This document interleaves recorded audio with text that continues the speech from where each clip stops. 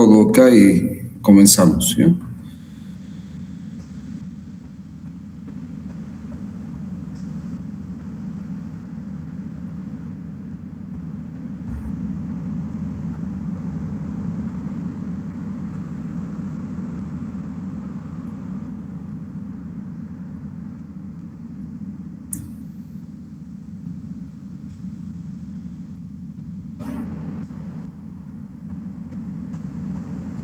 ¿Se puede ver ya la pantalla o todavía no?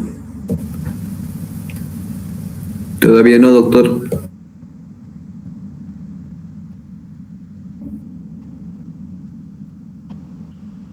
A ver, un segundito.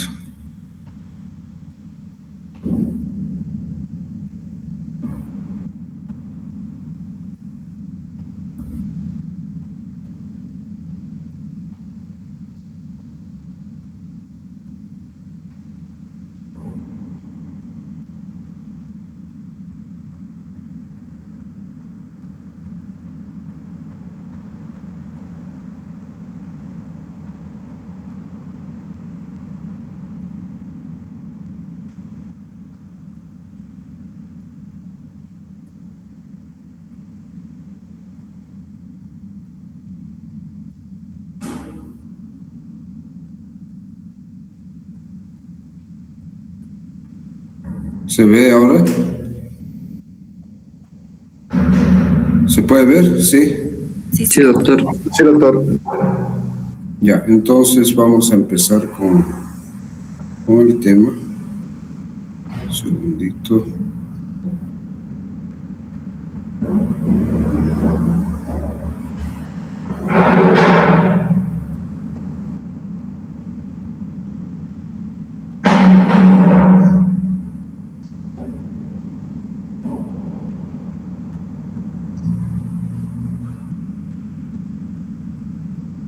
No estoy pudiendo.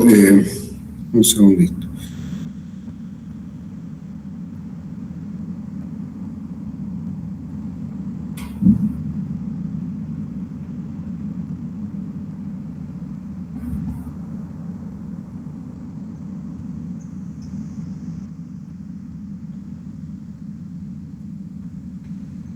No estoy pudiendo ponerla un segundito a modo de presentación.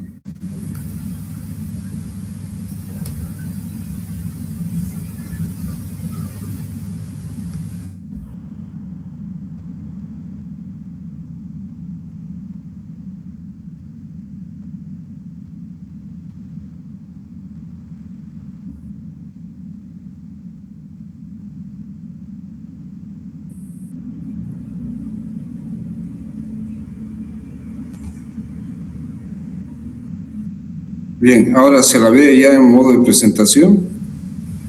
Sí, doctor. Bien, entonces ayer en la clase habíamos quedado en este slide, habíamos estado hablando individualmente de los fármacos y bueno, ahora nos toca el diclofenaco. Es un analgésico antipirético y antiinflamatorio. Este es a lo que yo llamo los analgésicos no opioides mixtos, ¿no es cierto? Es decir, tiene muy buen efecto analgésico, muy buen efecto antipirético, tanto en su forma sódica como en su forma potásica, y además es un muy buen antiinflamatorio. Al igual que todos ellos, es inhibidor de la ciclooxigenasa. Tiene en algunos estudios, menciona que puede tener una cierta selectividad por la COX-2, sin embargo, actúa sobre COX-1 y COX-2, con una tendencia a irse más hacia la COX-2.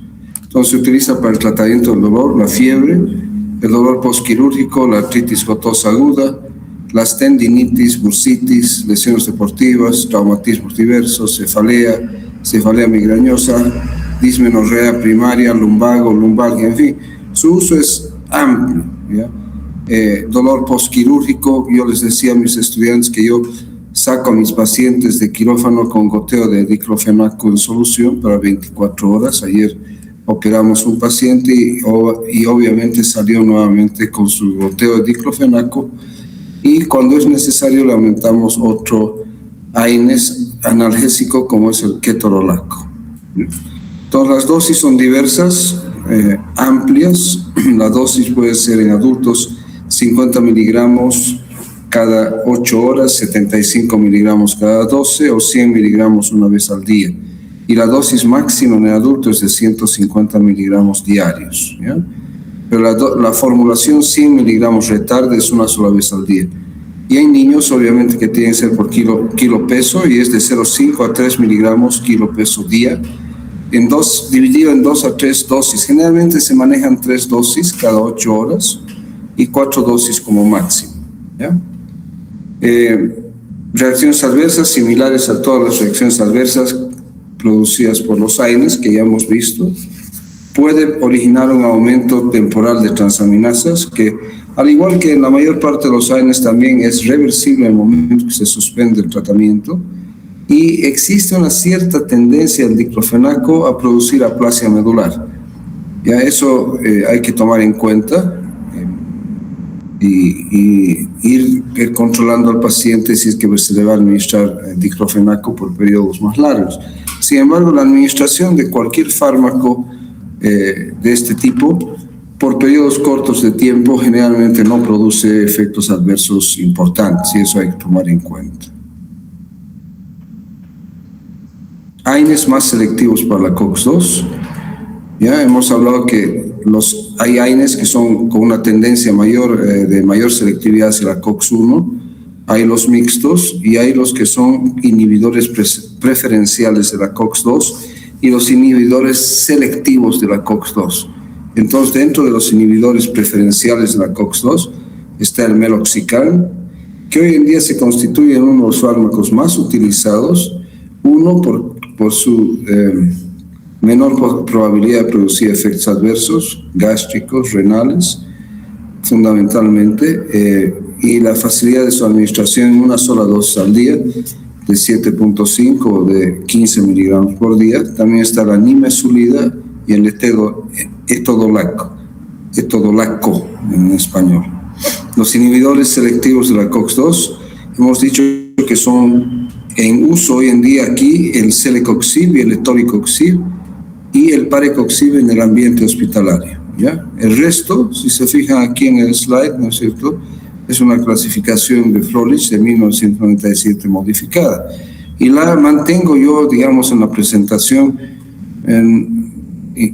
aunque sea antigua, porque quiero que vean que los otros inhibidores selectivos de la COX-2, el rofecoxib, el valdecoxib y el lumiracoxib, prácticamente ya no se utilizan por sus efectos adversos, más que todo de tipo cardiovascular. Entonces, celecoxib, etoricoxib y parecoxib, digamos, serían los tres que están vigentes aún hoy día.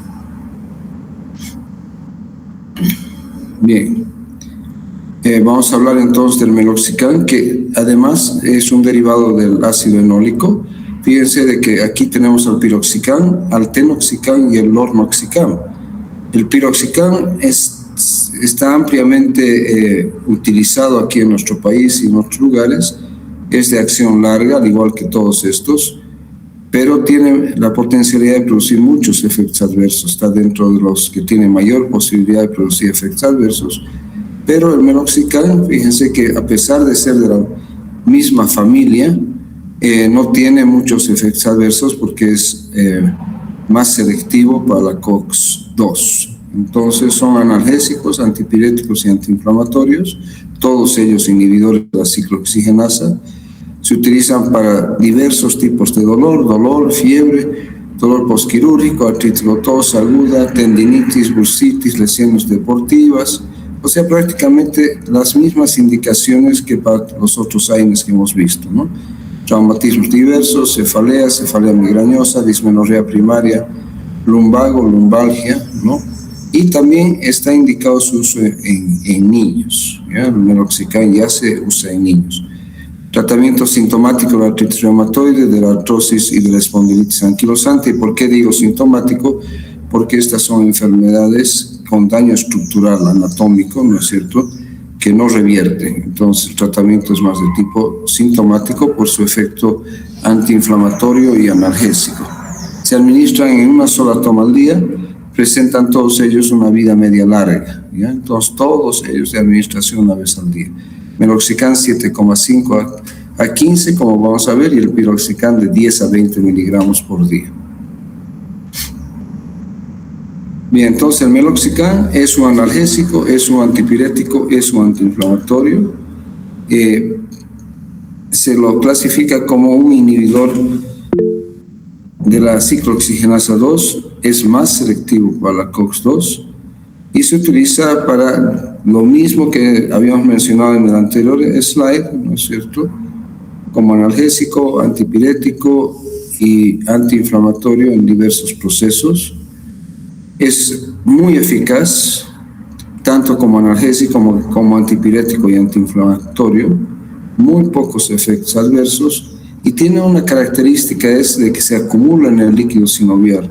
No todos los AINES tienen esa capacidad de acumularse en el líquido sinovial, y eso es extremadamente útil en procesos, digamos, degenerativos de algunas articulaciones, como por ejemplo en la de la rodilla, donde es muy beneficioso para el proceso inflamatorio, es decir, para tratar el proceso inflamatorio cuando existe también derrame articular de tipo de sinovitis, ¿no? Y la dosis, ya hemos dicho, 7,5 a 15 miligramos por día, una sola toma al día. La nabumetona es un profármaco, es metabolizado en el hígado, da lugar a varios metabolitos, entre ellos el ácido 6-metoxi-2-naftilacético, es un inhibidor potente de la ciclooxigenasa y también con una tendencia a ser más selectivo para la COX-2. Fíjense de que la eficacia analgésica de la nabumetona parece que es algo superior al tenoxicam, al diclofenaco, al naproxeno o el piroxicam. Entonces es un muy buen analgésico, selectivo para la COX-2, ¿no? Pero que en nuestro medio no está tan ampliamente difundido. Eso no quiere decir que no se utiliza. Hay en nuestro medio para comprar, ¿no? Se administra de 1 a 2 gramos por día. Las tabletas vienen de 500 y de 750 miligramos. La nimesulida es también más selectivo para la COX-2. No se utiliza en niños, es más para adultos. Es un muy buen analgésico y antiinflamatorio. Y tiene una característica, es de que su efecto, o sea, su actividad antipirética es compatible con el de la dipirona, o sea, el metamizol. Las dosis son de 100 a 200 miligramos por día. Puede ser dividido en 2 dosis, es decir, cada 12 horas. Y aquí vienen ya los selectivos para la COX-2, ¿no? Los otros son preferentemente selectivos para COX-2, pero estos ya son los selectivos para la COX-2. Y ahí tenemos a los que habíamos mencionado, el celecoxib y el etoricoxib. Actúan fundamentalmente inhibiendo a la COX-2. Evitan en general los efectos adversos relacionados con su efecto sobre la COX-1, ¿no? Es decir, que disminuyen los efectos adversos a nivel gástrico, a nivel renal, no son antiagregantes plaquetarios, o sea, no producen agregación plaquetaria, y por lo tanto ellos se consideran más seguros para evitar efectos adversos gástricos, renales y, si fuese el caso, en pacientes que están siendo anticoagulados, de producir efectos hemorrágicos. ¿Ya? Entonces es importante esto porque se puede utilizar etoricoxib, ¿no? O celecoxib en pacientes que están siendo anticoagulados porque no tienen el efecto antiagregante plaquetario y tampoco poseen efecto úrico-súrico. Ya las dosis, celecoxib 200 miligramos por día o 100 miligramos 2 veces al día. Y aquí hay una cosa que he resaltado y lo he puesto en rojo, ¿no? La mínima dosis efectiva se debe individualizar para cada paciente. En realidad eso debería hacerse en todos los pacientes. Las dosis son de referencia, ¿no es cierto? Entonces, uno puede intentar comenzar con la dosis más baja, por decir 100 miligramos por día, y de acuerdo a la respuesta y la necesidad se puede aumentar hasta 200 miligramos al día. Y el etoricoxib se administra a una dosis de 30 a 60 miligramos 2 veces al día, aunque esta dosis ahora aquí en nuestro medio, menos los productos vienen de 90 a 120 miligramos. Entonces, si nosotros decimos aquí 60 miligramos 2 veces al día, nos está dando los 120 miligramos que estábamos hablando. Pero viene también en formulaciones aquí en nuestro medio de 90, ¿no? Y de 120, pero con la diferencia que esas dosis son una sola vez al día. Aquí en esta dosificación estamos diciendo de 30 a 60 miligramos 2 veces al día. Pero hoy se maneja 90 miligramos una vez al día, vienen comprimidos de 90, o 120 miligramos una vez al día también. Bien, entonces, lo que les decía, ¿no? Se usa el celecoxib, el etoricoxib, el parecoxib solamente en algunos lugares en el ambiente fundamentalmente hospitalario, y el resto se retiró por efectos adversos cardiovasculares.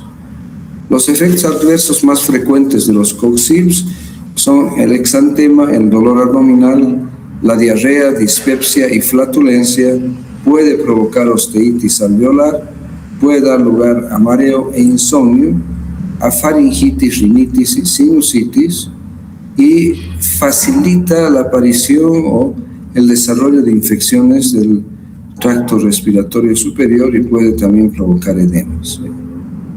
¿Ya? Esos son los más frecuentes, ¿ya? Sin embargo, son muy bien tolerados. Yo hasta ahora a todos los pacientes, y que son bastantes que he manejado con etoricoxib fundamentalmente, porque digamos yo prefiero manejar etoricoxib que celecoxib, es una opción, es decir, sería mi medicamento P, ¿no es cierto? No he tenido mayores problemas, en ninguno de los pacientes que yo he utilizado hasta ahora etoricoxib he visto algún efecto adverso, ¿no? Menos frecuentes dentro de efectos adversos severos cardiovasculares, y eso siempre hay que tener en cuenta, ¿ya? Si bien estos coxibs que siguen vigentes tienen una menor probabilidad de producir efectos adversos cardiovasculares, pueden ocurrir, ¿no? Y hay que estar atento a manifestaciones clínicas, como por ejemplo de un infarto agudo de miocardio o una angina. Pueden provocar en raros casos síndrome de Stevens-Johnson, igual que los otros AINES que hemos visto que no son selectivos, necrólisis epidérmica tóxica, eritema multiforme, dermatitis exfoliativa, como también anafilaxia y angioedema. Y presentan hipersensibilidad cruzada con los otros AINES. Entonces, estos efectos adversos a nivel de la piel, cutáneos, hay que estar siempre atentos, porque hay pacientes, ¿no?, que tienen hipersensibilidad a los AINES y como tal tienen una sensibilidad cruzada. Y he visto algunos pacientes, no con los efectos adversos severos como el síndrome de Stevens-Johnson, pero sí he visto exantemas, rash cutáneos con uso de algunos de ellos. Bien, entonces, tomando en cuenta entonces de que si bien los COX-2 selectivos tienen menores efectos adversos a nivel gástrico y renal, ¿no es cierto? Pero el gran problema con ellos es el riesgo cardiovascular, como el infarto de miocardio, apoplejía y trombosis, ¿no? Bien, ¿qué efectos adversos tienen sobre la presión arterial, sobre la función renal y renovascular? Todos los AINES y los inhibidores de la COX-2 se han asociado con eventos adversos renales y renovasculares. Especialmente hay que tener mucho cuidado en pacientes con insuficiencia cardíaca congestiva, cirrosis hepática, nefropatías crónicas, hipovolemia y otros estados de activación de los sistemas simpático suprarrenal o del sistema renina-angiotensina-aldosterona. ¿Ya? Entonces, para esto, la formación de prostaglandinas es crucial. y la inhibición en la formación de prostaglandinas puede acarrear efectos adversos tanto de los AINES comunes como de los selectivos para la COX-2. Entonces, estos influyen en la presión arterial a través de la retención de sodio y agua, y por lo tanto el efecto antihipertensivo de los antihipertensivos puede estar afectado cuando se administran AINES en general y también de cierta manera los selectivos para la COX-2. Eso a veces hace que esta interacción hace que sea necesaria la modificación de la dosis del antihipertensivo. Contraindicaciones para los selectivos COX-2, alergia a sulfonamidas o a salicilatos o AINES, también asma, rinitis alérgica, pólipos nasales, antecedentes de edema angioneurótico, urticaria u otras reacciones de tipo alérgico. Bien. Ahora vamos a hablar del paracetamol o acetaminofeno, que es un fármaco, ¿no es cierto?, que no es considerado como AINES, como hemos estado viendo en las anteriores clases. El problema del paracetamol es de que, si bien eso es un fármaco muy eficaz, se me están borrando slides, les cuento, chicos. Un ratito. Veremos qué ha pasado.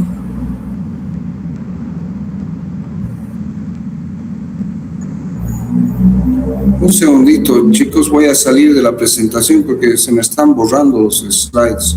Un segundito, por favor.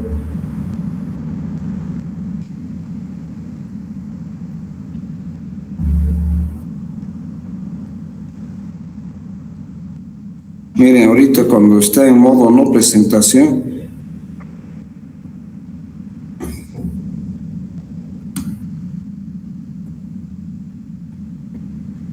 ¿están viendo la pantalla o no? Sí, doctor, se ve. Yo creo que vamos a avanzar así con esta pantalla, porque cuando entro a la pantalla de presentación se me han estado borrando slides, ¿ya? ¿Pueden ver bien así o no? Ya, entonces vamos a seguir con esta forma de presentación. Sí, porque se me ha ido borrando.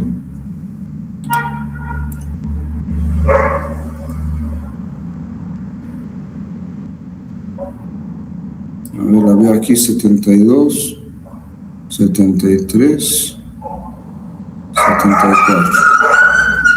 Bueno, el paracetamol entonces hemos dicho, no estoy viendo uno del primer slide, es un fármaco analgésico antipirético, ¿ya?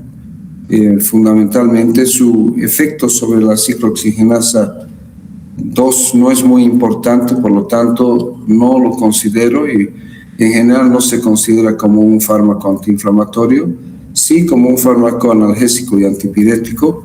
Es el sustituto natural de la aspirina, ¿ya? Se utiliza ampliamente, tanto en adultos como en niños, ¿ya? Tiene un perfil de seguridad relativamente aceptable. ¿Por qué les digo relativamente? Porque tiene cierta tendencia a producir efectos adversos a nivel hepático, ¿ya? Entonces, en relación a su metabolismo, un 4% se metaboliza por la citocromo P450, dando lugar a un metabolito intermedio reactivo, que es la N-acetilbenzoquinona imina, que a dosis terapéutica se detoxifica rápidamente por el glutatión reducido y se elimina en la orina después de la conjugación con cisteína y con ácido mercaptúrico, ¿no es cierto? Aquí hay que tener mucho cuidado con esto, porque es un sistema metabólico de tipo saturable. Es decir, que cuando la dosis excede la capacidad de metabolismo de este fármaco, del acetaminofeno o paracetamol, por la N-acetilbenzoquinona imina, entonces da un fenómeno de acumulación que se torna tóxico y que puede provocar una necrosis hepática fulminante, que lleva al paciente, si es que no se utiliza el antídoto rápidamente, lleva al paciente a la muerte rápidamente. Entonces, tomad en cuenta de que las dosis del acetaminofeno tienen que ser las adecuadas y se debe respetar las mismas, ¿ya? Entonces, cuando se excede la dosis terapéutica puede dar lugar a toxicidad hepática con necrosis hepática fulminante. ¿Y cuánto se considera una sobredosis de paracetamol? La ingestión de una sola toma de más de 4 gramos en adultos, estamos hablando que la dosis habitual como analgésico antipirético en adultos es de 500 miligramos cada 6 u 8 horas, ¿no es cierto? Entonces, si nosotros hablamos de 500 cada 6 horas, estaríamos hablando de 2 gramos al día como máximo, pero que habitualmente se maneja 1,5 gramos por día, ¿no? Y en niños es de 100 miligramos kilogramo en una sola dosis.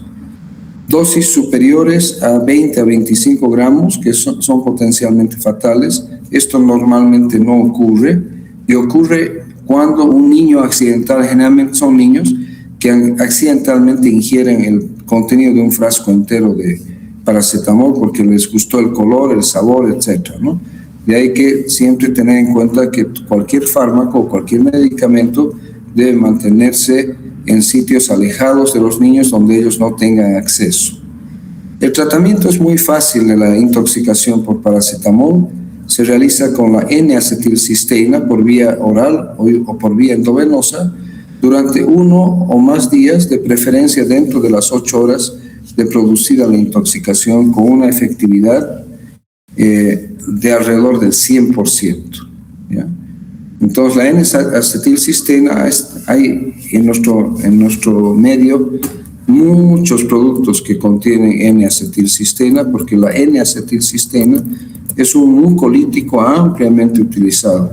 Por lo tanto, el acceso a ella es muy fácil y, por lo tanto, el acceso a este antídoto de la intoxicación por paracetamol es muy fácil y se puede administrar rápidamente y tiene una efectividad del 100%. ¿Cuáles son efectos secundarios más comunes del paracetamol? Erupciones exantemáticas, urticaria, fiebre, puede dar pancreatitis, al igual que lo que hemos hablado de la hepatitis, en sobredosis. Puede dar piuria estéril, efectos adversos renales con dosis elevadas. Sin embargo, es bastante seguro en relación a efectos adversos renales, ¿no es cierto? Como el efecto adverso a nivel renal de los AINES es justamente a través de la inhibición de las prostaglandinas 1, ¿no? Fundamentalmente, pero también de la 2. Alteraciones sanguíneas como trombocitopenia, leucopenia, pancitopenia, neutropenia, granulocitosis, ictericia e incremento de los valores de las transaminasas, que puede ocurrir pero que no es frecuente, ¿ya? Cefalea, anemia hemolítica en pacientes con deficiencia de la glucosa 6-fosfato deshidrogenasa, ¿no? Entonces, es un fármaco bastante seguro, ampliamente utilizado. En general no tiene efectos adversos a nivel gástrico ni renal. Es un buen analgésico y un buen antipirético.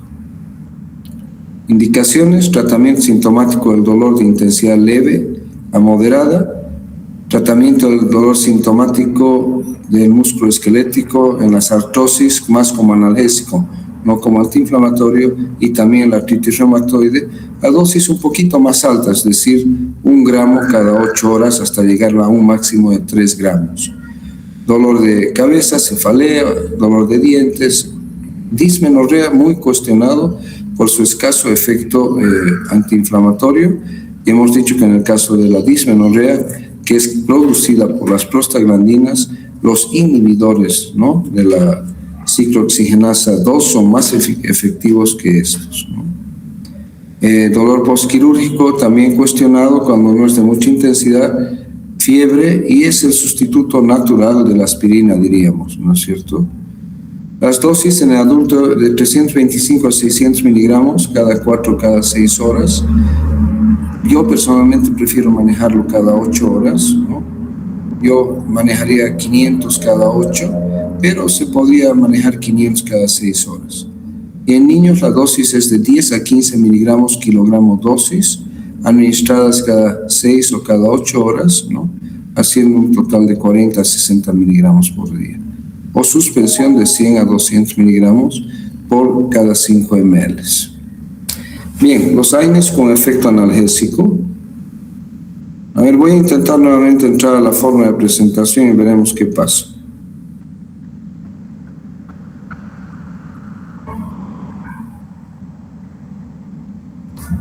Un segundito.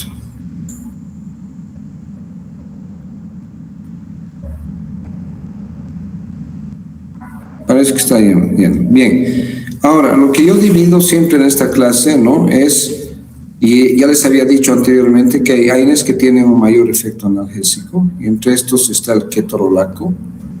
¿Ya? El ketorolaco, que viene en la forma de ketorolaco trometamol, ¿no?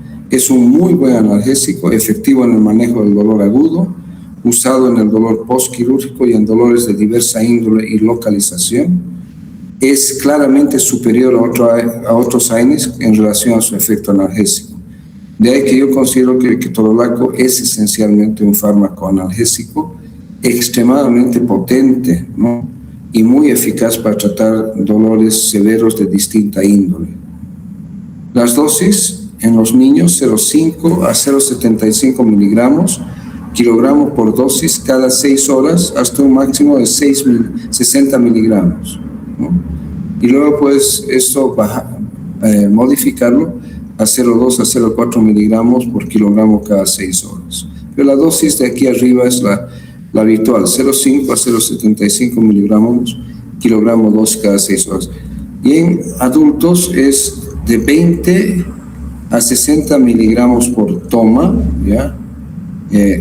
Hay comprimidos aquí en nuestro medio de 10, de 20 y de 30, ¿ya? Y hay inyectables hasta con 60 miligramos. ¿Ya? Lo importante de esto es recordar de no sobrepasar los 150 miligramos en el primer día y 120 miligramos en días sucesivos. Y en pacientes mayores a los 60 o 65 años, no administrar ketorolaco más allá de unos 5 días, porque aumenta el riesgo de eventos cardiovasculares. Otra vez se está borrando.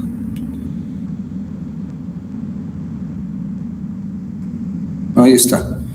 El metamizol sódico o dipirona, ¿ya?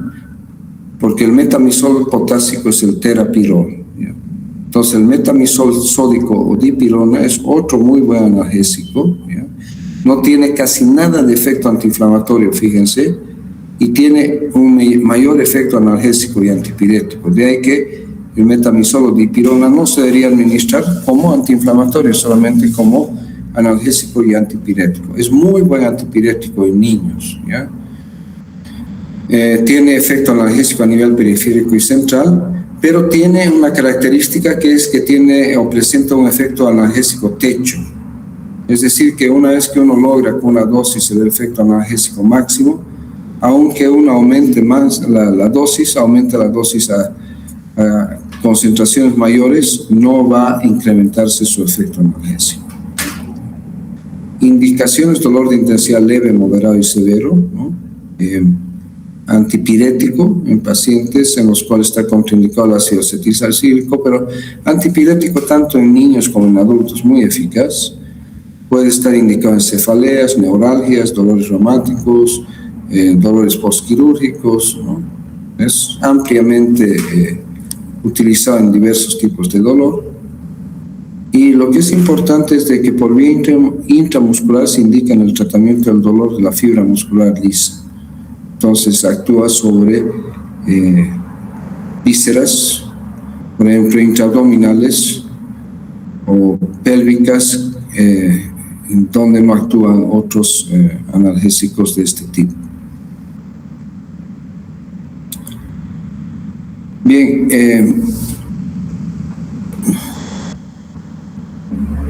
y aquí están diversas dosis. Las dosis son de 500 miligramos en el adulto, de 1 a 3 veces al día, ¿no? Dosis máxima de 3.5 gramos por día. Cuando se administra por vía intramuscular es una sola dosis, y cuando se administra por vía endovenosa, eso sí, hay que siempre indicar en las indicaciones hospitalarias, por ejemplo, porque esto se maneja más a nivel hospitalario, cuando es por vía endovenosa, una administración lenta que tome hasta 3 minutos. Y en niños la dosis de 10 a 20 miligramos kilogramo dosis. En el dolor postquirúrgico o postoperatorio, adultos de 500 a 2 gramos, dosis máxima de 6 gramos al día, y en los niños de 10 a 20 miligramos kilogramo dosis, 2 a 3 veces por día. Es muy bueno, es ampliamente utilizado, está dentro de la lista de medicamentos esenciales del Ministerio de Salud en Bolivia. Por lo tanto, se encuentra dipirona en todos los servicios de salud dependientes de la salud pública. Y utilizar por periodos cortos o inconstantemente para disminuir ciertos efectos adversos.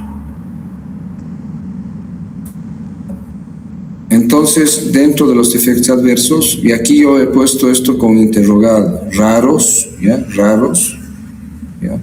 Pero puede ocurrir leucopenia, y estudios anteriores de hace muchos años demostraron de que en algunas poblaciones, en algunos sectores geográficos, las poblaciones que vivían podían presentar agranulocitosis con una dosis única de metamizol y dipirona. Y por lo tanto, en esos lugares no se utiliza este fármaco. Pero cuando recién salieron los estudios en relación a la producción de agranulocitosis, se suspendió su uso en todo el mundo. Posteriormente, los estudios demostraron de que era solamente en ciertas regiones geográficas, y es ahí donde no se utiliza entonces el metamizol o dipirona. En nuestro medio sí se utiliza. Ya, entonces puede producir granulocitosis, anemia plástica, trombocitopenia, reacciones alérgicas cutáneas. A dosis elevadas puede producir irritación gástrica, ¿no? O úlcera, pero que no es muy frecuente. Y también, como cualquier AINE, hemorragia gástrica o perforación de la mucosa. Y como efectos dermatológicos, necrólisis epidérmica tóxica, que es rara. Y en la orina tiene una característica de que la pinta la orina con un color rojizo, ¿no? Que hay que advertirle al paciente cuando va a usar el metamizol, ¿no? Para que sepa de que va a haber este cambio en la coloración de la orina, y que no se preocupe ni se asuste, porque esto va a dejar de ocurrir una vez que se suspende el tratamiento. El terapirol o dipirona magnésica, que es lo que yo les decía. Aquí seguramente muchos de ustedes han escuchado hablar de un nombre en especial comercial, que es el dioxadol. El dioxadol, que se comercializa aquí en nuestro medio de laboratorios Vago, es el terapirol, o sea, es la dipirona o el metamizol magnésico.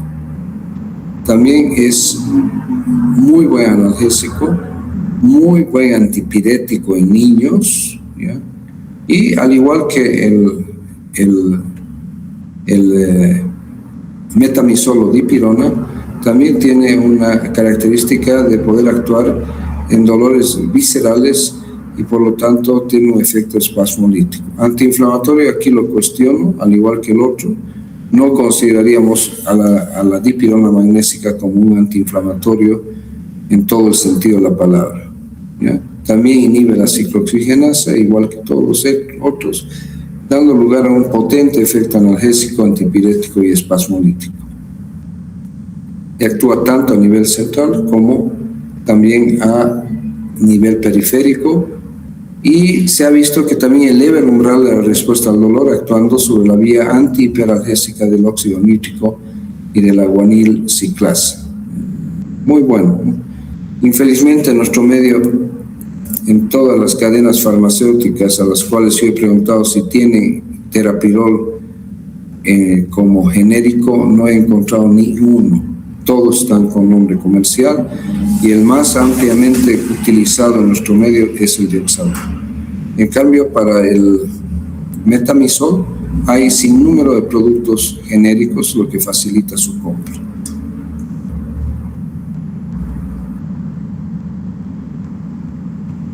Bien, las indicaciones son las mismas, las dosis de 1 a 4 gramos en adultos, y en los niños de 25 a 50 miligramos kilo peso día, dosis fraccionada cada 6 horas.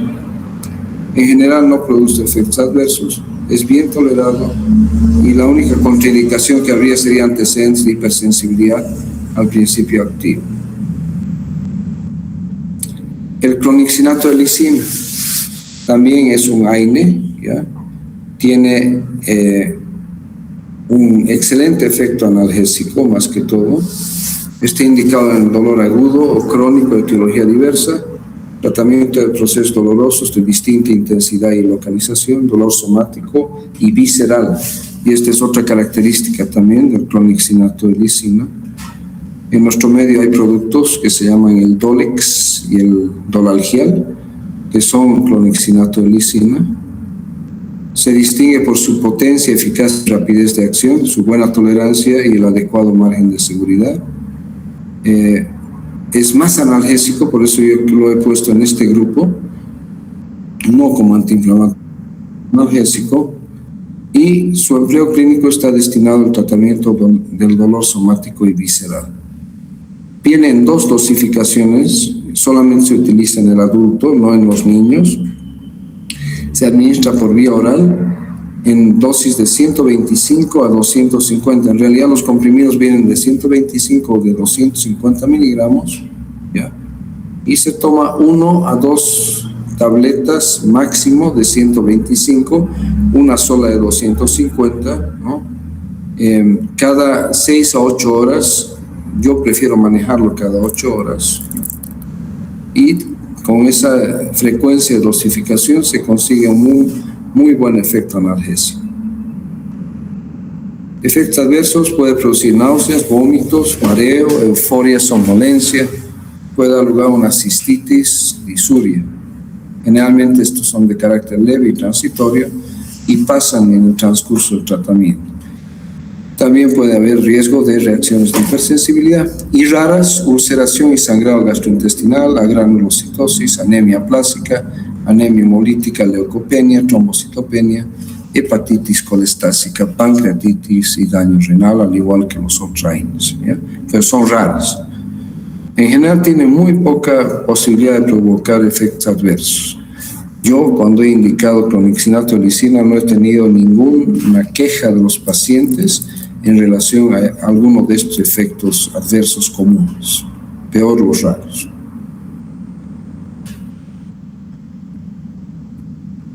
Bien, ahora vamos a pasar a la última parte de nuestra clase, que es la artritis gotosa y el ácido úrico. Entonces vean en esta imagen, ¿no? Vean en esta imagen, esto es lo típico cuando se observa un caso o un cuadro de una crisis gotosa. Generalmente afecta a la primera articulación metatarso-falángica del pie, ¿no? Del dedo gordo, y se produce con un aumento de volumen importante, una reacción inflamatoria típica con calor, ¿no? Rubor y dolor extremadamente severo. Generalmente se da después de haber comido abundantemente y haber bebido alguna bebida fundamentalmente de tipo fermentada. Esta otra imagen muy didáctica, donde observamos aquí, ¿no? Un demonio mordiendo, es la misma articulación y provocando un dolor intenso.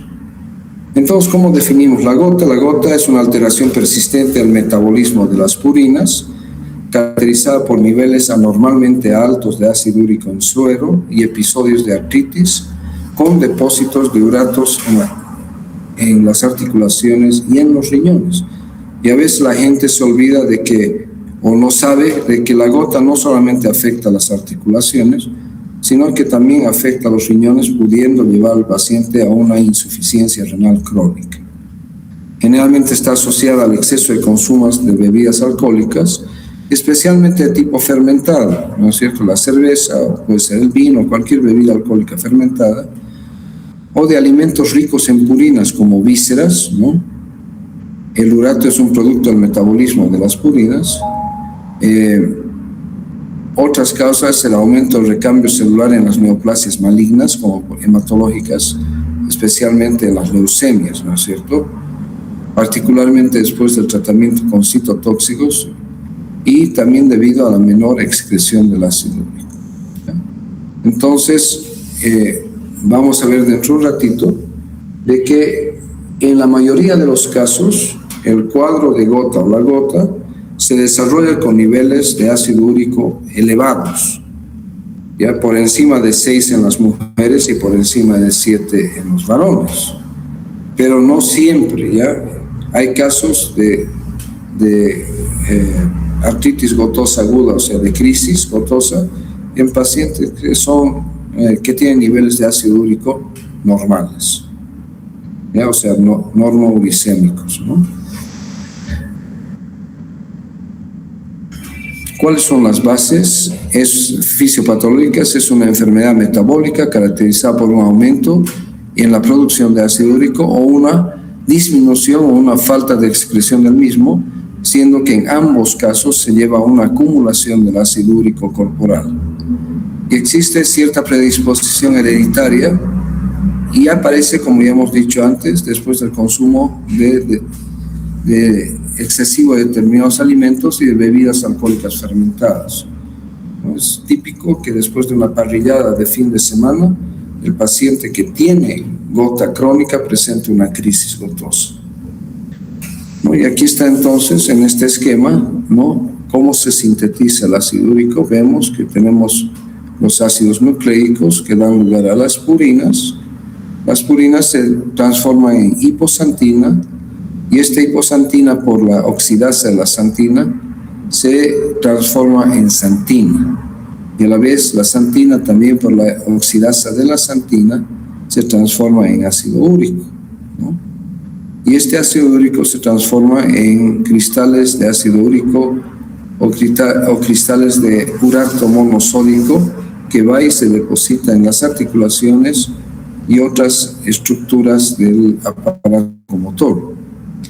Y aquí vemos de que hay un fármaco que es el allopurinol, antiguo y muy utilizado y que continúa siendo utilizado, que interfiere, fíjense, la transformación de la hiposantina en santina y también de la transformación de la santina en ácido úrico. Entonces, este es un fármaco que inhibe la síntesis de ácido úrico, muy eficaz y ampliamente utilizado. Bien, entonces, ¿por qué se caracteriza la gota? Por episodios intermitentes de artritis aguda, muy dolorosa, por depósito de cristales de urato sódico o monosódico en el tejido sinovial de articulaciones distales, como las del dedo gordo del pie, pero puede presentarse en los tobillos, en los codos y en cualquier articulación en teoría. ¿Ya? Como elemento común, estas localizaciones de esta articulación son articulaciones frías, es decir, donde no existe una irrigación importante y que por lo tanto la temperatura sea menor que en otros lados y produzca entonces el depósito del urato. Se desencadena una respuesta inflamatoria que implica la activación de los sistemas de las cininas, el complemento y la plasmina, la generación de prostaglandinas proinflamatorias y productos de la lipoxigenasa a través de la formación de leucotrienos como el leucotrieno B4 y la acumulación local de granulocitos y neutrófilos, ¿ya? Luego viene un periodo en el cual vienen los fagocitos e ingieren los cristales, ¿no?, por fagocitosis, lo que provoca la generación de radicales libres de peróxido tóxicos que lesionan los tejidos articulares y producen la lisis celular con liberación de enzimas proteolíticas, ¿ya?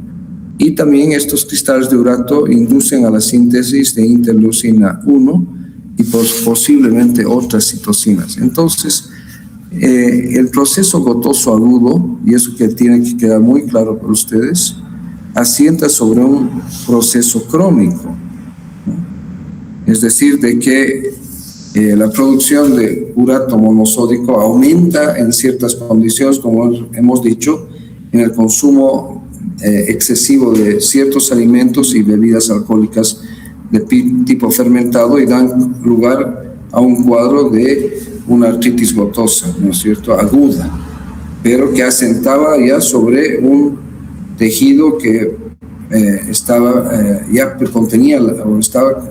tenía la presencia de los cristales de urato monosódico, ¿ya? Entonces la gota se inicia con un proceso inflamatorio, con infiltración de neutrófilos, fagocitosis de los cristales de urato monosódico, generación de especies reactivas de oxígeno que dañan los tejidos, liberación de mediadores de la inflamación y finalmente se liberan enzimas lisosómicas que aumentan la respuesta inflamatoria. También aumenta el lactato por disminución del pH, condición que favorece el depósito de más cristales de ácido úrico y por lo tanto perpetúa o tiene una tendencia a perpetuar el proceso inflamatorio. Y aquí están los 4 signos, ¿no?, cardinales de la inflamación de Celso, que son rubor, tumor, calor y dolor. Ya han visto ustedes en la fotografía inicial, donde han visto una articulación que presenta todo esto: rubor, tumor, calor y dolor. Bien, aquí en este cuadro les está explicando lo que ocurre en el proceso inflamatorio. Bien, se clasifica en gota primaria, que es más del 90%. En esta hay defectos enzimáticos desconocidos, hay un exceso en la producción de ácido úrico o puede haber un déficit en su excreción. Entonces, fíjense qué importante es desde el punto de vista farmacológico. Farmacológicamente vamos a actuar con fármacos que disminuyan la producción de ácido úrico en la gota crónica o con fármacos que facilitan su excreción también en la gota crónica. Y la gota secundaria, que solamente es el 10%, que se da lugar por el aumento en el recambio de ácidos nucleicos, ¿no?, en las leucemias, que va a dar lugar entonces al aumento del ácido úrico a través de las purinas y la síntesis del ácido úrico. O puede deberse a nefropatías crónicas donde hay una disminución en la excreción del ácido úrico o por errores congénitos del metabolismo. Entonces, gota secundaria solamente el 10%. La primaria, el 90%. Formas de artritis gotosa: hay una hiperuricemia asintomático, ¿ya? Aparece en la pubertad en varones y en la menopausia en las mujeres. O sea, son pacientes que tienen niveles elevadísimos, o sea, por encima de 7 miligramos en el hombre y por encima de 6 miligramos en la mujer. Estos pueden cursar con una fase asintomática o pueden ser completamente asintomáticos todo el tiempo a pesar de tener niveles de ácido úrico elevados. Con esto les estoy diciendo que no todo paciente con hiperuricemia hace una gota aguda, por ejemplo. La artritis gotosa aguda inicialmente es monoarticular, pero con el tiempo se va tornando en poliarticular. Monoarticular, generalmente hemos dicho, en la articulación metatarsofalágica del dedo gordo del pie. El periodo intercrítico asintomático, ¿sí?, es decir, son aquellos periodos que ocurren entre crisis y crisis. Y conforme avanza la gota, si es que no se la trata, entonces estos periodos aumentan en frecuencia y los periodos intercríticos asintomáticos van aumentando. La gota tofácea crónica es invalidante, produce erosión y destrucción de la articulación, ¿ya?, y puede llevar a insuficiencia renal crónica en el 20% de los pacientes. Se caracteriza por periodos en los cuales hay artritis aguda, pero también normalmente esta artritis gotosa aguda se va a desencadenar en una artritis tofácea crónica, donde ya existen depósitos o tofos de urato monosódico que parece una pasta de dientes blanca, ¿no? Y por último, la nefropatía gotosa. ¿Ya? Hay que tener mucho cuidado en los pacientes que tienen niveles altos de ácido úrico de controlar estos, porque pueden llevar fácilmente a una nefropatía y por lo tanto insuficiencia renal.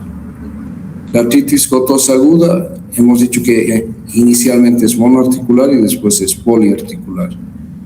Y la artritis gotosa crónica, sobre la cual va a asentar la artritis gotosa aguda, en general es poliarticular.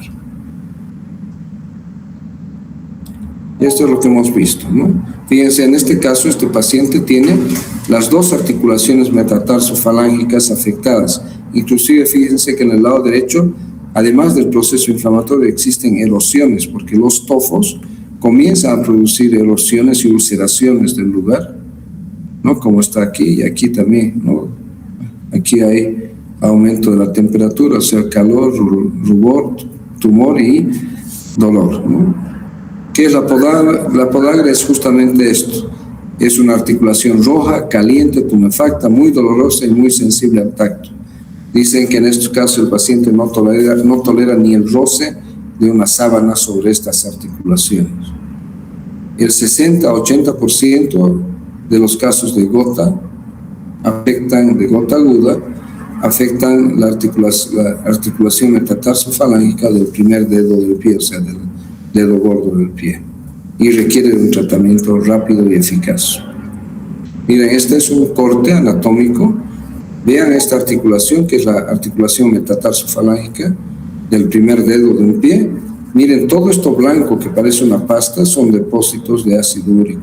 Y fíjense que no se limitan solamente a la articulación, sino que se extiende entre las vainas tendinosas, como estábamos viendo acá. Bien, ¿cuáles son los blancos farmacológicos útiles en el tratamiento de la gota? En primer lugar, interferencia con la síntesis de ácido úrico, es decir, la utilización de fármacos que inhiban o interfieran en la síntesis del ácido úrico. 2, aumento de la excreción de ácido úrico, o sea, fármacos que favorezcan o lleven a un aumento en la excreción del ácido úrico, ¿ya? Inhibidores de la migración de leucocitos y los antiinflamatorios, ¿no? Inhibidores de la COX y de la fagocitosis. Y por último tenemos los inhibidores de la xantina oxidasa y aquellos que actúan como una variedad de la enzima uricasa. Entonces veamos, interferencia de ácido úrico, el allopurinol, el más antiguo tal vez de todos los fármacos utilizados en el tratamiento de la gota. Aumento en la excreción del ácido úrico, el probenecid y la benz, está mal escrito aquí, es benzbromarona. El probenecid y la benzbromarona. Inhibe la migración de leucocitos, la colchicina. Inhibidores de la COX y la fagocitosis, AINES, particularmente la indometacina, y como antiinflamatorio potente los corticosteroides. Inhibidores de la xantina oxidasa, el febuxostat, y aquellos que actúan a través de una variedad de la enzima uricasa, está la pegloticasa y la rasburicasa, ¿ya? Entonces son los grupos de fármacos utilizados para el tratamiento de la gota. ¿Ya? Entonces, inhibidores de la síntesis, allopurinol, favorecedores de la eliminación, probenecid, benzbromarona y otros más. Y la colchicina como un potente antiinflamatorio, pero solo en la gota, solamente en la gota. Y los otros AINES. Inhibidor de la xantina oxidasa, febuxostat, y los que actúan sobre la uricasa, la pegloticasa y la rasburicasa. Ese cuadrito es solamente para mostrar dónde está actuando la colchicina y dónde actúa la indometacina y la fenilbutazona. En este caso, todo esto es un efecto antiinflamatorio.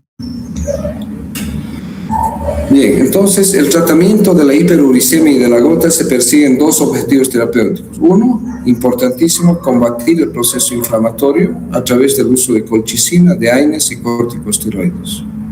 O reducir los niveles de ácido úrico, ¿no?, en la sangre a través de inhibidores de la xantina oxidasa, el allopurinol y el febuxostat, úricos como el probenecid, la benzbromarona, aquí ya está bien escrito, el lesinurad y el dotinurad, y uricasa recombinante que metaboliza el urato alantoína, la pegluticasa, entre otros. Fármacos entonces que inhiben su síntesis, allopurinol y febuxostat. Fármacos uricolíticos, la rasburicasa y la pegloticasa. Y fármacos que aumentan la eliminación, el probenecid, la sulfinpirazona y la benzbromarona. Nuevamente mal escrito, benzbromarona. La indometacina, entonces vamos a ir a ver primero los antiinflamatorios. Es el AINE más eficaz que la aspirina para aliviar la inflamación en la gota aguda. Es un inhibidor de la COX. reduce la producción de prostaglandinas e inhibe la fagocitosis de los cristales de urato monosódico, o sea, de ácido úrico por los macrófagos. Usos: tratamiento agudo de la artritis gotosa y efectos adversos más comunes: náuseas y vómitos, trastornos digestivos, diarrea, anorexia y cefalea. ¿Ya? A nivel renal puede producir disuria, nefritis y nefritis intersticial. Otro antiinflamatorio, la colchicina, ¿ya? Alcaloide obtenido de la planta Colchicum autumnale, ¿ya? Que es esta florcita. Tiene un efecto antiinflamatorio selectivo en la artritis gotosa, ¿ya? La única indicación para la colchicina como antiinflamatorio es la artritis gotosa aguda. No tiene acción en otros tipos de inflamación, ¿ya? No influye en la concentración de ácido úrico en la sangre ni en su excreción renal, y su acción se inicia rápidamente en las primeras 24 a 48 horas después de la administración oral y a las 6 a 17 horas de la administración intravenosa. La respuesta positiva a colchicina confirma que el ataque es un ataque de gota aguda y deben transcurrir un mínimo de 3 días, pero de preferencia de 7 a 14 días entre ciclos de tratamiento para la gota con colchicina a fin de evitar una toxicidad por acumulación. Entonces, generalmente lo que se hace es administrar colchicina los primeros 3 a 5 días, ¿ya? Luego se para y luego se puede volver a administrar si es que persiste el cuadro inflamatorio. O se puede administrar también en forma profiláctica por periodos de tiempo más largos, pero a las dosis que no lleven a una acumulación de la misma. Y fíjense que la colchicina alivia de manera espectacular los ataques agudos de gota, ¿ya? Es eficaz en casi 2/3 partes de los pacientes que la reciben en las primeras 24 horas siguientes al inicio del ataque, ¿ya? O sea, cuanto más rápido tú administras, mayor va a ser la eficacia como antiinflamatorio de la colchicina. Fíjense que el dolor, la hinchazón y el eritema se abaten en 12 horas y han desaparecido por completo en 48 a 72 horas. Por eso yo les decía que el uso de la colchicina en una gota aguda va a ser unos 3, 4, 5 días máximo, no más allá. ¿Cómo actúa? Interfiere en la función de los usos mitóticos y ocasiona una despolimerización y desaparición de los microtúbulos fibrilares en granulocitos y otras células móviles. Entonces, por lo tanto, este efecto inhibe la migración de granulocitos hacia el área inflamada, disminuye la actividad metabólica y fagocítica de dichas células, ¿no es cierto? Porque el proceso inflamatorio se da justamente por la fagocitosis, ¿no? De los cristales de urato monosódico a nivel articular. Indicaciones: tratamiento agudo de la artritis gotosa y en dosis bajas útil en el tratamiento crónico de la gota, pero como profiláctico. Sin embargo, tomar en cuenta que la ventana terapéutica es estrecha y por lo tanto se debe personalizar la dosis individual, ¿no es cierto? Fíjense aquí, ¿no? Nuevamente la colchicina, el mismo cuadrito que habíamos visto, ¿no? Entonces impide la migración de los leucocitos hacia el lugar donde se encuentran los cristales de urato. Entonces impiden la fagocitosis de estos y impiden entonces el cuadro inflamatorio. Muy eficaz como antiinflamatorio en la gota. Entonces, dentro de su farmacocinética se absorbe con rapidez, aunque de forma variable por vía oral, 80% de metabolismo en hígado y es eliminado por la bilis, y el resto se elimina por riñón sin metabolizar. Su vida media es de 12 a 20 horas y hay 2 esquemas de tratamiento: el método rápido y el método lento. El método rápido es 1 miligramo cada 2 horas hasta remisión, hasta un máximo de 6 miligramos en 24 horas o a la aparición de náuseas, vómitos y diarrea. Y luego se sigue con una dosis de mantenimiento de una tableta de 1 miligramo 2 a 3 veces por día durante 4 a 5 días. Por eso se ha hecho no más allá de los 5 días. Y el método lento son 4 miligramos el primer día, que es altito, 3 miligramos el segundo, 2 miligramos el tercero y 1 miligramo posteriormente, dosis bajita, cada día durante 6 meses.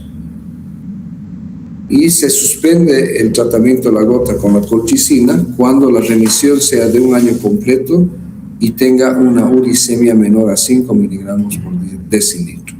Entonces la colchicina prácticamente solamente está indicada fundamentalmente para el tratamiento de la gota aguda y como profiláctico en la gota crónica. Entonces, usos, gota aguda, ya hemos visto las dosis, como profiláctico en la prevención de un ataque de gota, ¿no es cierto? 1 miligramo por día en los pacientes, ¿no?, que tienen crisis gotosas frecuentes en un año. 1 miligramo 2 a 3 veces al día en pacientes con ataques severos, y la dosis debe disminuir en pacientes con alteración de la función renal. Se puede utilizar también profilácticamente al inicio del tratamiento con úricos úricos o alopurinol. Que yo estaba diciendo que cuando se empieza un tratamiento para la gota, por ejemplo, con úricos úricos, esto puede llevar a, o sea, aquellos que aumentan la excreción del ácido úrico, como el probenecid y la sulfimpirazona, esto lleva a una movilización del ácido úrico de los depósitos corporales y puede dar lugar a un cuadro de gota aguda. Por eso que se puede utilizar la colchicina a una dosis de 1 miligramo en forma profiláctica durante los primeros días del inicio del tratamiento para evitar un cuadro de gota aguda. Efectos adversos: diarrea, náuseas, vómitos y reacciones adversas graves, mielosupresión y neuromiopatía.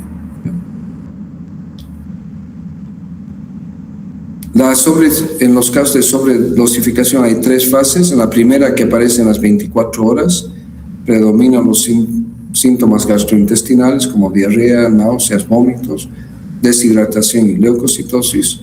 En la segunda, que va de las 24 a las 72 horas, depresión de la médula ósea, insuficiencia renal, respiratoria y cardíacas. Y la tercera fase, caída del cabello, o sea, alopecia. Bien, el alopurinol. El alopurinol es un análogo de la purina, bloquea la santina oxidasa, disminuye la producción de ácido úrico, da lugar a un metabolito activo que es el oxipurinol, que es un análogo de la santina. Se utiliza en el tratamiento de la hiperuricemia en pacientes con gota y para prevenirla en individuos con cánceres hematológicos, o sea, leucemias, que serán sometidos a quimioterapia por el síndrome de lisis tumoral aguda. ¿Ya? En ausencia de alopurinol, la purina urinaria dominante es el ácido úrico, pero cuando se utiliza el alopurinol, ¿no?, las purinas urinarias incluyen la hiposantina, la santina y el ácido úrico. Entonces diversifica, ¿no es cierto?, y los niveles de ácido úrico son más bajos. Facilita la disolución de los tofos y evita el desarrollo o progresión de la artritis gotosa crónica al reducir las concentraciones de ácido úrico. Con el uso del alopurinol, la formación de cálculos renales de ácido úrico prácticamente desaparece, lo que evita el desarrollo de la nefropatía, que hemos dicho que también es una complicación de la gota crónica. Mecanismo de acción: es un análogo estructural de la hiposantina, reduce los niveles de ácido úrico plasmáticos a través de actuar como un sustrato de la santina oxidasa, a la que inhibe competitivamente, y en vez de dar lugar a ácido úrico, da lugar a oxipurinol, que también es un inhibidor de la santina oxidasa. Y tiene otra característica, que es de que inhibe la síntesis de novo de purinos, ¿no es cierto? O sea, el ácido úrico a nivel renal se reabsorbe, ¿no es cierto?, y puede dar lugar a la síntesis a mantener los niveles de ácido úrico elevados. Entonces, acciones farmacológicas: reducción de la concentración de ácido úrico, favorece la disolución de precipitados de esos tofos blancos que hemos visto en las articulaciones, evita la aparición de crisis gotosas e impide la aparición de complicaciones, especialmente de tipo renal. Prácticamente desaparece la posibilidad de que se formen cálculos de ácido úrico y con eso protege al riñón evitando las nefropatías recurrentes de niveles elevados de ácido úrico. Y aquí tenemos dónde actúa, ¿no es cierto? Tenemos el allopurinol, ¿ya?, que va a impedir entonces que se sintetice el ácido úrico y va a dar lugar entonces a la alosantina y el oxipurinol, que no son ácido úrico y por lo tanto disminuye la síntesis del ácido úrico. Fíjense que el allopurinol da lugar a la alosantina, este inhibe la santina oxidasa, y si inhibe la santina oxidasa va a impedir la transformación de la hiposantina en santina, y también al inhibir la santina oxidasa en el segundo paso impide la transformación de santina en ácido úrico y da lugar al oxipurinol. ¿Sí? Aquí es otro cuadrito también, fíjense, hiposantina, santina oxidasa, allopurinol va a dar lugar a oxipurinol.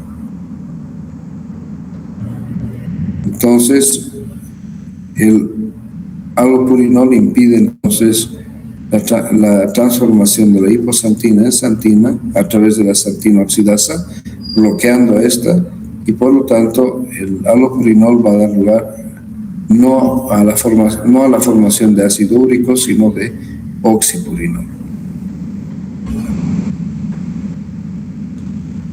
Farmacocinética, absorción oral, biodisponibilidad buena del 80%, semivida de 1 a 2 horas, y la semivida del oxipurinol es de 21 horas, mucho más larga. El allopurinol se elimina por vía hepática y renal, y el oxipurinol por vía renal, con una reabsorción muy alta. El allopurinol y su metabolito, el oxipurinol, se distribuyen ampliamente y no se unen a proteínas plasmáticas. Entonces, recuerden esto que les estaba diciendo, ¿no es cierto?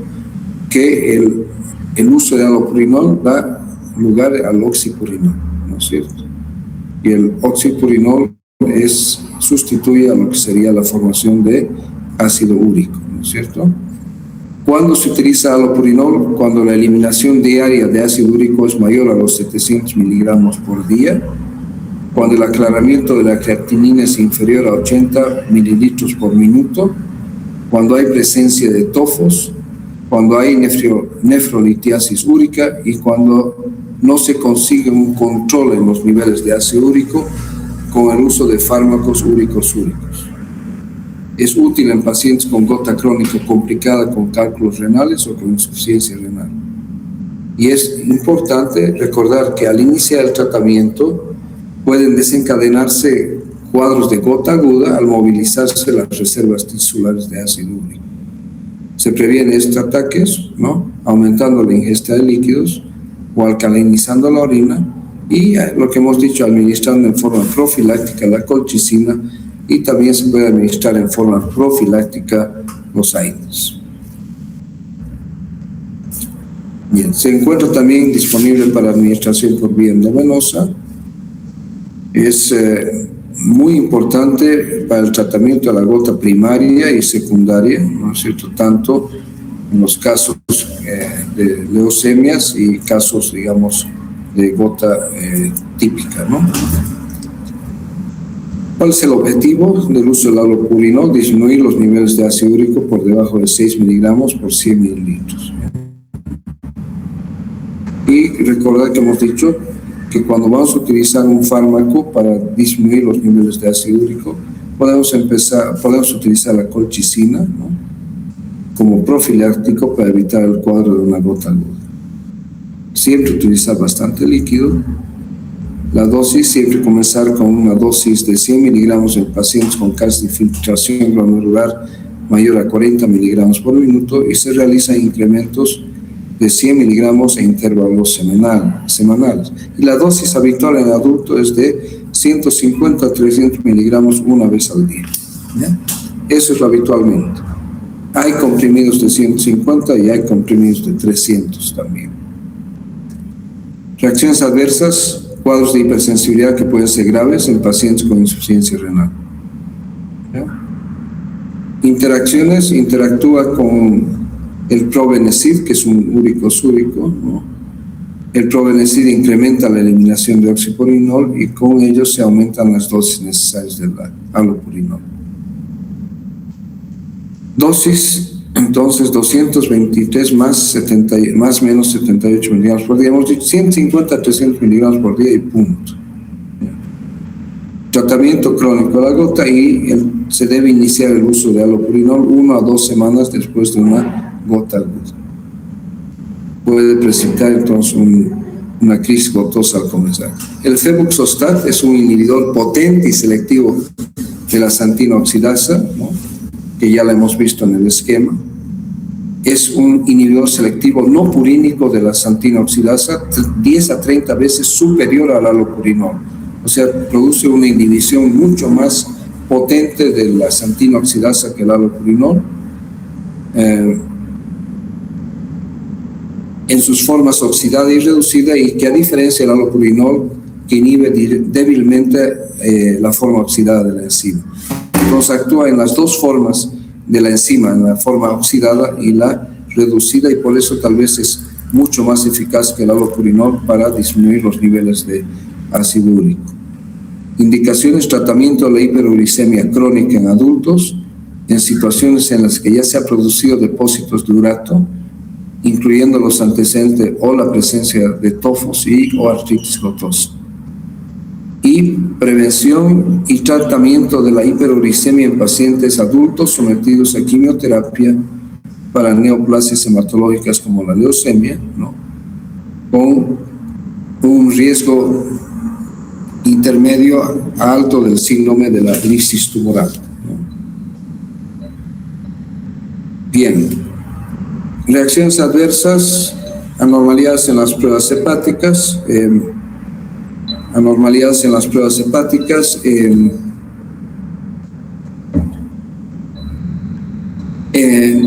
dolor abdominal, diarrea, cefaleas, signos y síntomas articulares, puede precipitar un cuadro de gota aguda, hemos dicho, y manifestaciones musculoesqueléticas y los signos y síntomas del tejido conectivo. Puede desencadenarse un infarto en miocardio y eventos tromboembólicos.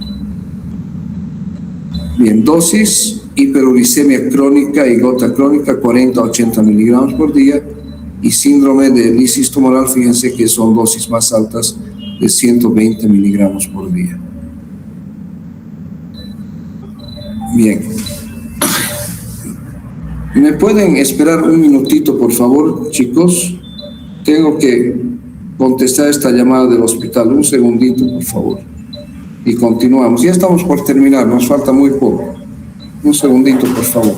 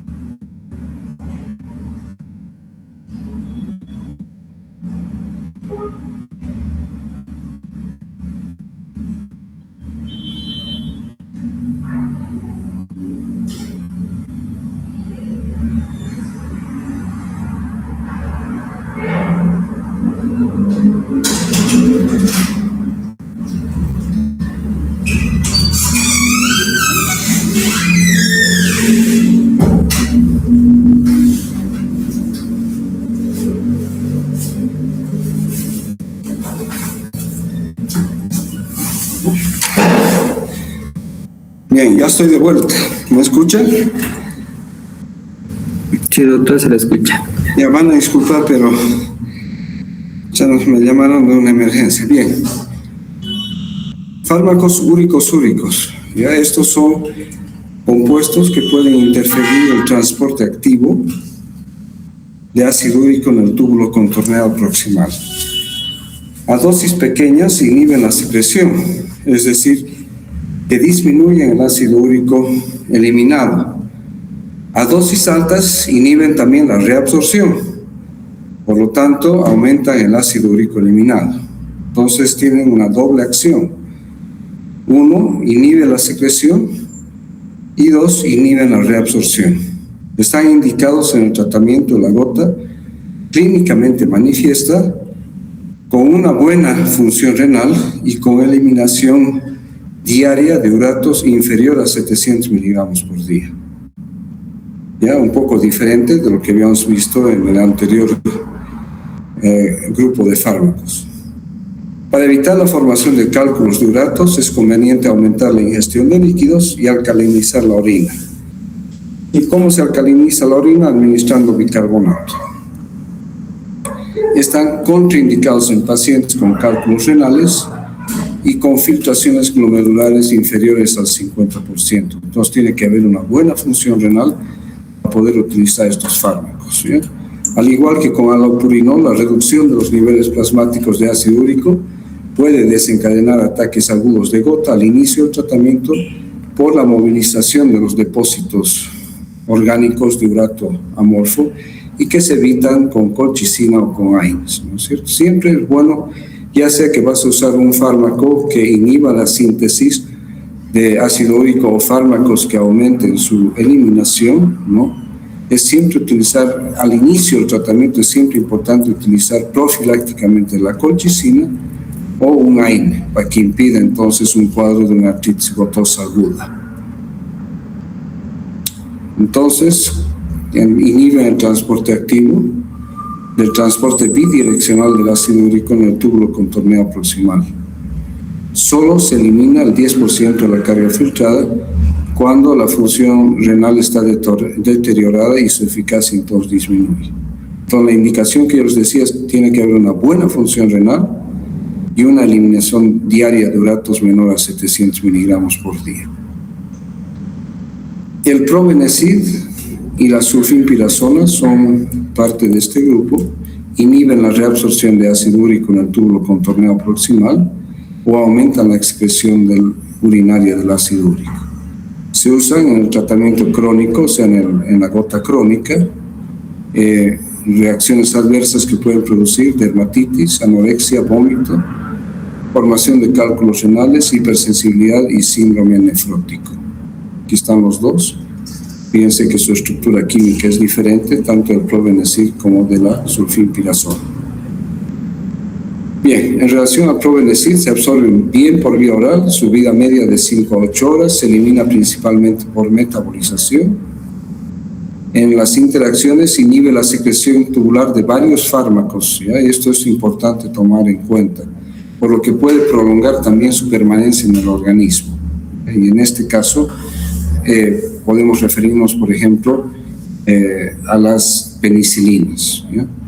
Facilita la eliminación de oxipurinol e inhibe la reabsorción tubular de ácido úrico, por lo que aumenta su excreción en total, y puede interferir en su efecto uricosúrico los salicilatos, como la aspirina. Su farmacocinética tiene una buena absorción completa, actúa rápidamente en un periodo de 2 a 4 horas, su semivida depende de la dosis y varía de 5 a 8 horas, y su unión a proteínas plasmáticas es alta, de un 85 al 95%, y se excreta por riñón. Indicaciones: gota crónica. Dosis para la gota crónica: 250 miligramos 2 veces al día. La sulfimpirazona se absorbe bien también por vía oral, se fija las proteínas plasmáticas en un 98 al 99% y tiene una semivida de 3 a 5 horas, pero su efecto úrico-súrico se prolonga 10 horas. Se elimina por secreción renal de forma activa, puede producir irritación gastrointestinal y reacciones de hipersensibilidad, y también los salicilatos interfieren en la secreción de sulfimpirazona. Dosis de 200 a 400 miligramos por día y dosis de mantenimiento de 400 miligramos por día. La benzbromarona, que aquí está bien escrito, tengo que corregir el slide, está mal escrito. Es un análogo del antiarrítmico de la amiodarona, inhibe el intercambiador urato-anión del túbulo proximal, se absorbe por vía oral y se metaboliza en el hígado, produciendo metabolitos que pueden ser activos. Su acción úrico-súrica se prolonga durante 48 horas. Puede producir diarrea, eliminación de arenillas y cálculos renales si la eliminación de ácido úrico es excesiva. Y se han notificado casos de reacciones hepáticas graves. Su dosis es de 80 más o menos 23 miligramos al día. Entonces es factible considerar una dosis de 100 miligramos por día, normalmente. Entonces también facilita la eliminación del exceso de ácido úrico, ¿no? El lesinurad, mecanismo de acción, es un inhibidor selectivo de la reabsorción del ácido úrico que inhibe al transportador de ácido úrico, el URAT1, responsable de la mayor parte de la reabsorción de ácido úrico filtrado desde la luz del túbulo renal. Al inhibir entonces al transportador de ácido úrico, el URAT1, el lesinurad aumenta la excreción de ácido úrico y por lo tanto disminuye el ácido úrico sérico. ¿Ya? También actúa a nivel del OAT4, que es un transportador de ácido úrico implicado en la hiperuricemia inducido por los diuréticos. Hay algunos diuréticos, como los tiacídicos, que pueden aumentar los niveles de ácido úrico. Entonces, inhibe también a este transportador y por lo tanto actúa inhibiendo la reabsorción de ácido úrico y aumentando su eliminación. Las indicaciones terapéuticas en combinación con un inhibidor de la acentina oxidasa, ¿no? Está indicado para el tratamiento adyuvante de la hiperuricemia en pacientes con gota con o sin tofos que no han alcanzado las concentraciones séricas de ácido úrico deseadas con una dosis adecuada de un inhibidor de la acentina oxidasa en monoterapia. Entonces, ¿qué está queriendo decir esto? Que se puede asociar con el halopurinol, ¿no es cierto?, para favorecer entonces control de los niveles de ácido úrico orgánicos por debajo de 7 en el varón y por debajo de 6 en la mujer. Entonces es frecuente asociar el lesinurad con un inhibidor de la xantina, ¿no es cierto? Los efectos adversos menores incluyen dolor de cabeza, síntomas a veces similares a la gripe y pirosis o acidez estomacal. Y el efecto secundario mayor es la insuficiencia renal, pero que es rara. Su posología, 200 miligramos una vez al día, por la mañana, ¿no? Entonces, fíjense que el lesinurad, ¿no?, disminuye los niveles de ácido úrico, ya impidiendo la reabsorción del ácido úrico a través de un mecanismo distinto, ¿no es cierto?, que es inhibe al transportador de ácido úrico URAT1, ¿no?, y también facilita entonces la eliminación y el control de los niveles de ácido úrico. El dotinurad es también un inhibidor selectivo de la reabsorción del ácido úrico que inhibe en forma potente al URAT1 también, ¿no? Que ya hemos dicho que es responsable de la mayor parte de la reabsorción de ácido úrico desde la luz del túbulo renal y disminuye los niveles de ácido úrico en sangre. Aumenta la expresión de ácido úrico y por lo tanto también disminuye el ácido úrico sérico.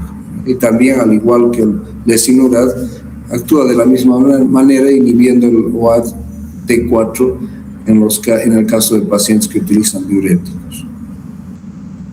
Indicaciones terapéuticas en combinación con antiinflamatoria, ya la oxaprocina está indicado como tratamiento de la hiperuricemia en pacientes jóvenes con gota, en pacientes jóvenes con gota con o sin tófero, que no han alcanzado las concentraciones séricas de ácido úrico deseadas con una dosis adecuada de un inhibidor de la santina oxidasa. O sea, es lo mismo que el lesinurad. Entonces, el uso, por ejemplo, con el allopurinol en combinación para facilitar el control de los niveles de ácido úrico. Y lo mismo, los efectos adversos son similares a los del lesinurad, ¿ya? Pero aquí incluimos dolor en codos, dolor lateral en el abdomen. Y en algunos casos se han observado artritis gotosa y anomalías en la función hepática. Su posología de 0,5 miligramos a 4 miligramos, habitualmente de 2 a 4 miligramos, una sola vez al día por la mañana. Fármacos uricolíticos, este es otro grupo, ¿no? Uricolítico que destruye, ¿no? Ahí están la rasuricasa y la pegloticasa. Es una variedad de la enzima uricasa de origen porcino que no está presente en los humanos. Acelera la conversión de ácido úrico en alantoína y favorece la eliminación de esta alantoína por la orina. Permite disminuir los niveles de ácido úrico en sangre y favorece la eliminación de tofos. ¿Ya? Fíjense que el mecanismo de acción es completamente diferente a los otros, ¿no es cierto? ¿Sí?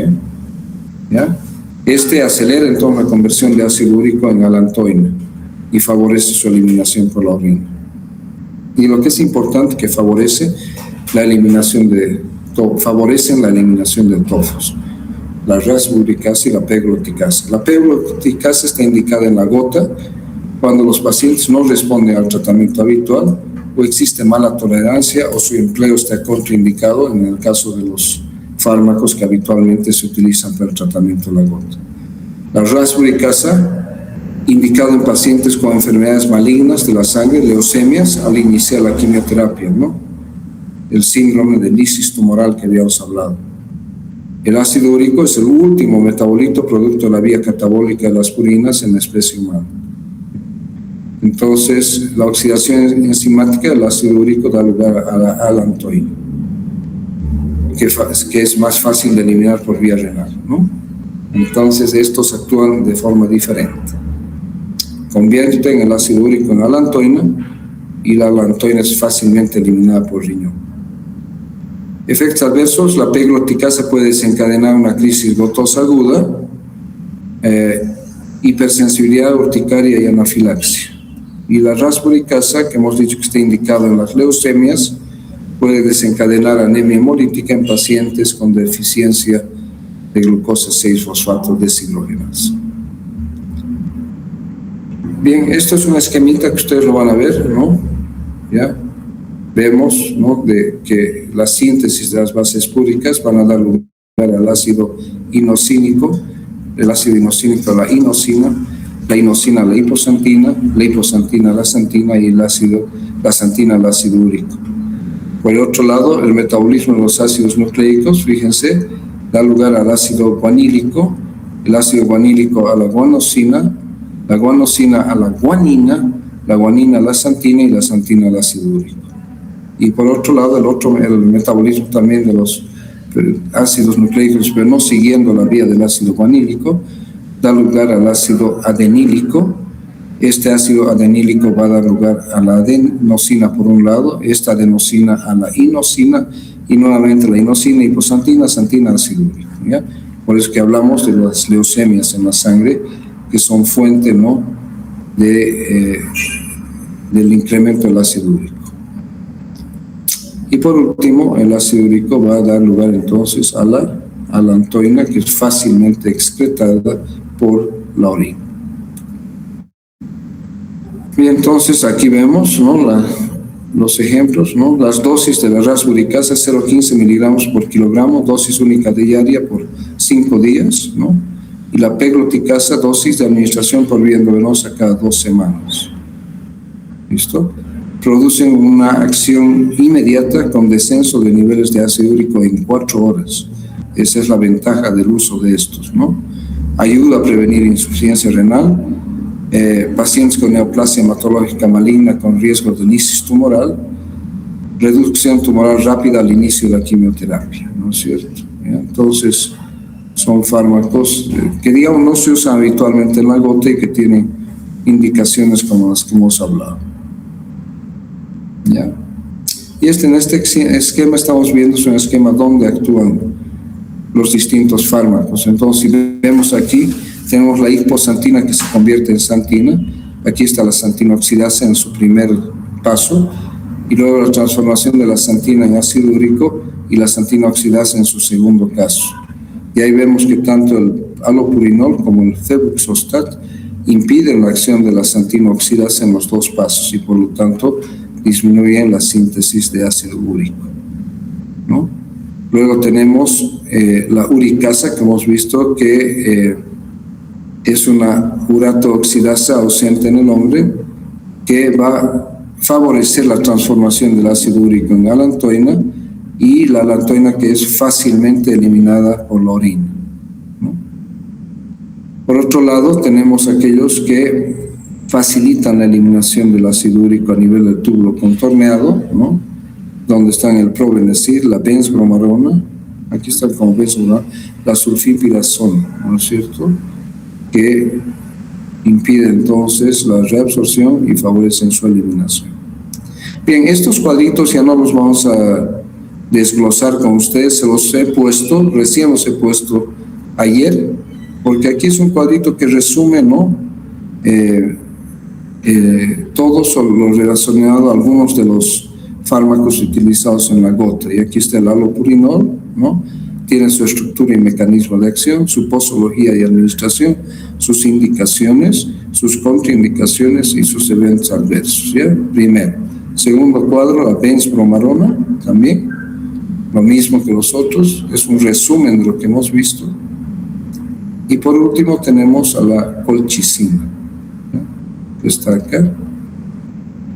Eso, no es el último, el febuxostat, ¿no?, y el menarini, que están aquí también, y por lo tanto son un resumen de lo que hemos estado viendo.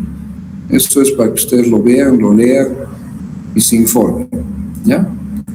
Y aquí en este último cuadro está un resumen. Aquí está el alopurinol, el febuxostat y la benzbromarona. Es más de tipo comparativo, ¿no?, en relación a las interacciones que puedan tener, sus posibles consecuencias y sus recomendaciones. Entonces es más ilustrativo, ¿ya?, y en relación a lo que ya hemos visto.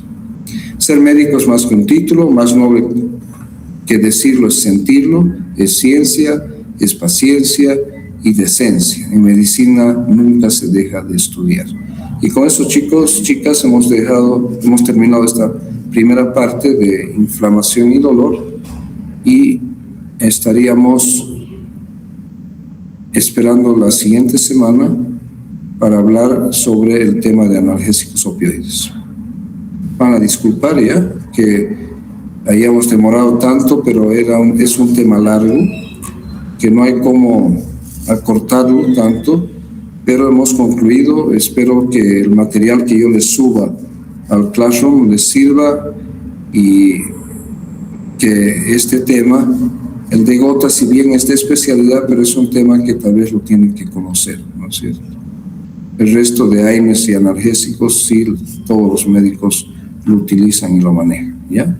Muchas gracias, como siempre, y nos vemos la siguiente semana, ya presencialmente. ¿Listo? Hasta luego. Hasta luego, doctor. Gracias, doctor. Hasta luego. Hasta luego.